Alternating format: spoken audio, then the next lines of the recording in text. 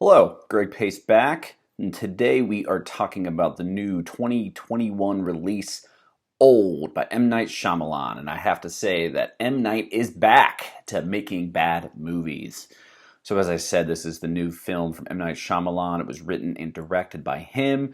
Stars a series of famous and semi-famous people, notably Gail Garcia Bernal, Vicky Krieps, Liza Scanlon, Thomasin McKenzie, Alex Wolff, Rufus Sewell, and a few other people. I saw this in theater on opening day. There I am. So let's get started with non-spoiler thoughts. I'll try to keep the spoilers to a minimum, but I have to talk about something, right? So let's get started. So a premise is not a story. A great premise is great, of course, but movies need more than that. They need a real beginning, middle, and an end. And this movie should be criticized for a lot, and it will be, but the premise is not the problem. Plenty of good movies have dumb premises. For instance, who cares about the founding of Facebook? And then plenty of mediocre movies have great setups, like the failed Justin Timberlake movie In Time from about 10 years ago. The problem Old has is everything except the premise. Well, not everything. It actually has a pretty good ending, in my opinion, which is kind of funny because movies like this traditionally fail because they clearly didn't have an ending in mind. And this movie, though, struggles with its beginning and its extended middle. And unfortunately, those are pretty important parts to get right. I saw that this was adapted from a graphic novel called Sandcastle, which I haven't read, and I would have guessed that it was from a short story, because a short story, by its nature, can essentially be the explanation of a cool science fiction or fantasy scenario, and then it can just end, letting the reader wonder what sort of stories might unfold off the page. So maybe this movie would have worked better as an 18-minute short that just gave you enough information to be intrigued, but not enough to be let down. But I doubt it. So let's get into a little bit more of the meat of the movie. The dialogue is one of the worst parts. It feels like it was written by an adolescent theorizing on what it would be like to grow old, except this adolescent doesn't speak English. They write in a different language, and then their dialogue was forced through Google Translate into English, and then no one bothered to tweak any of the wording to make it sound less like it was produced by a young robot. And not to mention how on the nose most of the dialogue is. I'm not kidding when I say that 2 of the first 3 lines of dialogue in the movie are parents saying, "I can't wait to hear what you sound like when you're older," and "You're not old enough for that yet." Things that are just blatantly and uncreatively foreshadowing what the movie's about to be.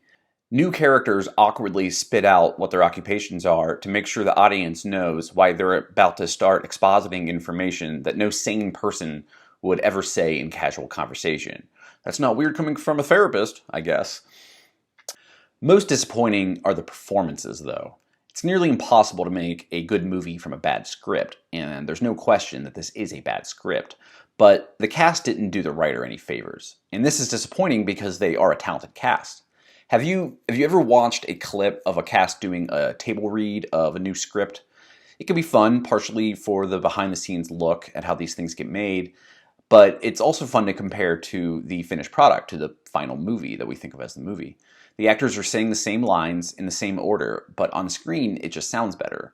There's sharper timing, proper emphasis, but at the table read, you can tell that they are literally reading lines. They haven't connected with their character yet, they haven't played with the words, the sounds, found a way to make the character their own, and to find the best way to word each line for the greatest impact. It's possible that sometimes this is literally the first time that actor has read some of these words out loud. And this whole movie sounds like it was a first-run table read. If I didn't know any better, I'd believe the principal cast of Old was told that this was merely a walkthrough, a loose dress rehearsal. Cameras aren't running, don't worry. But the cameras were running, and this is the footage that they had to work with. It's like a live-action version of those Strange Planet comics where aliens are masquerading as humans. Do these actors in Old know how humans interact with each other? Sometimes it doesn't seem like it. So let's move on to spoiler thoughts. So if you're still planning on seeing this movie and you don't want it to be spoiled, especially the ending, now's time to log off and check out the rest of this video later.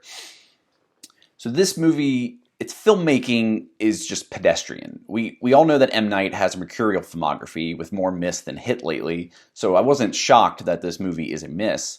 But that doesn't make his directorial choices any less inspired and disappointing. There's no clever reveals of characters growing older, only extremely obvious hiding of characters' faces. The camera goes out of its way to the point of being distracting to avoid showing us the children's faces. The avoidance stops the reveal from being a surprise and instead choreographs with a flare gun exactly what we're about to learn. But then the reveal is still treated like it should be dramatic and shocking. It's literally the opposite of effective visual storytelling. And if you go back to watching The Sixth Sense, that was one of M. Night's strengths, was that visual storytelling. Then the aging itself is inconsistent. The children, they age quickly, about 15 years, over like 10 minutes of the movie, to the extent of needing new actors to portray them, which is well done from a casting perspective. But the 25-year-old model character, the girlfriend, she looks exactly the same after the same passage of time.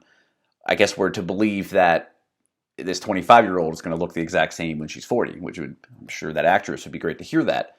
This is just until the story needs her to age. At that point, she ages and deforms for some reason rapidly, while the children, who just aged a bunch, they haven't aged, they're not aging anymore at all.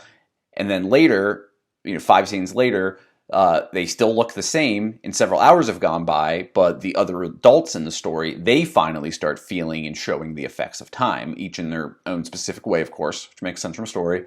But the kids, they apparently stopped aging, because everyone knows that on the outside, you age rapidly from 10 to 18, but then you look exactly 18 years old for the next 30 years, at which point you suddenly and permanently will look 60, and then you're on death's door, apparently.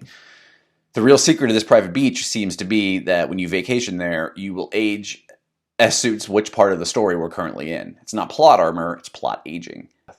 So I know what a lot of you are thinking. What about that patent Shyamalan twist? This is what he's known for, what people come to his movies for, and they want to know how this one stacks up compared to his other movies. But is there really even a twist here?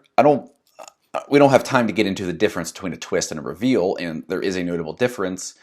But this is really just a standard reveal. It's clear from the start that there's information missing about what's going on and what involvement the hotel has with everything. And then in the last 10 minutes, the audience finally finds out the rest of that information. It doesn't change much of our understanding of what we've seen so far. It just fills in some holes and gives us some needed villain motivation. And I do think this is the best part of the movie. I think this will be an unpopular opinion. The explanation of what is causing the aging is scientific nonsense, something about, I don't know, magnetism or something in the metal, in the rocks. It's not really explained. But what the scientists themselves are doing with this to capitalize on the aging is thought-provoking. They're bad guys in that they're tricking innocent people to an early demise, especially these kids and this dog. But then on the other hand, they're good guys in that they're making huge advances in important medical treatments that will benefit millions around the world. So would it be better if they let these specific 11 people live, but they let thousands of other people continue to suffer? I think it's a worthwhile question, and it's fascinating to think about. However, the movie broaches this subject way too late, it barely explores it, and then the movie just ends. Once again, it's not the premise that's the problem with this movie, it's what they do with the premise. So there are several other plot issues that I could detail that I had issues with, some minor, some big, such as a conveniently undiscussed coded clue on how to leave the cove and solve all of the characters' problems, or how swimming through this specific chunk of coral that doesn't really make any sense, but that's apparently how you can get out without getting these headaches or drowning. And we could then discuss the horrific childbirth sequence that's quickly forgotten by all characters, but remembered by at least one viewer. In this section, it either needed to be cut completely from the film, or it needed to be given more time so that way we could feel the emotional weight that a situation like that warrants. And instead, we got just enough to be horrified, but not enough for it to really matter or really hold its punch. All right, so now let's go on to one good thing, one bad thing, because even the worst of movies have some positive aspect to it, and the best movies at least have some minor flaw or quibble, I like to think. So one good thing, the casting of the aged kids is incredible in this. All the actors playing Trent look so much like Alex Wolff that I later looked up to see if they were related to him. One bad thing. There's a pretty glaring plot hole where one character gets sick after taking medicine, but then the scientists later cheer about how effective their medicine was for avoiding that said sickness. And I just think there was a misstep in the writing or in the filming. So ultimately, should you care about Old? I really don't think so. I assume this is one of those movies that will be completely forgotten by most people in 18 months, though I could see B-movie horror enthusiasts getting a kick out of this. They often seem to care more about the body horror aspect of these things and look for specific scenes that really strike a nerve with them. So, but if that's your type of movie, you probably don't really care about my opinion anyway. So, what would I give this? I would rate this a 49 out of 100, which is a bad movie. The score is really only this high because of its premise and because of its thought-provoking ending. Would probably be lower. It was going to be lower until I did enjoy the end. All right, so quick recommendations. If you liked Old, you've probably already seen most of Shyamalan's other movies. Sixth Sense and Unbreakable are his best, in my opinion. His other movies can be a bit more divisive, as I'm sure you know. Though I think Old's probably more in line with The Village, which I quite like, or The Visit, which I did not. I mean, more of that in what it's about and the type of horror that it is. And since I don't think Old is any good, I'd rank it closer to Lady in the Water or The Happening, which are probably two of his worst movies that are really Shyamalan movies, because Avatar's not really his movie. So if you liked the body horror aspect of Old, you definitely need to see The Thing or The Fly, older movies from the 80s. And then a foreign language movie that I will always recommend whenever opportunity is the 2016 French movie called Raw. It is incredible. So hope some of you decide to check that out. But that's going to do it for this episode's review of Old. I do write written reviews, so actually this was just a almost word for word telling of my written review on my personal blog. Greg watched that, and you can also follow me at Greg Pace Ohio on Twitter, where I do talk about movies and sports and other trivial things. Otherwise, hope you guys enjoyed the review, and stay tuned for more later. Thanks. Who cares about? Oh my God, Pippi.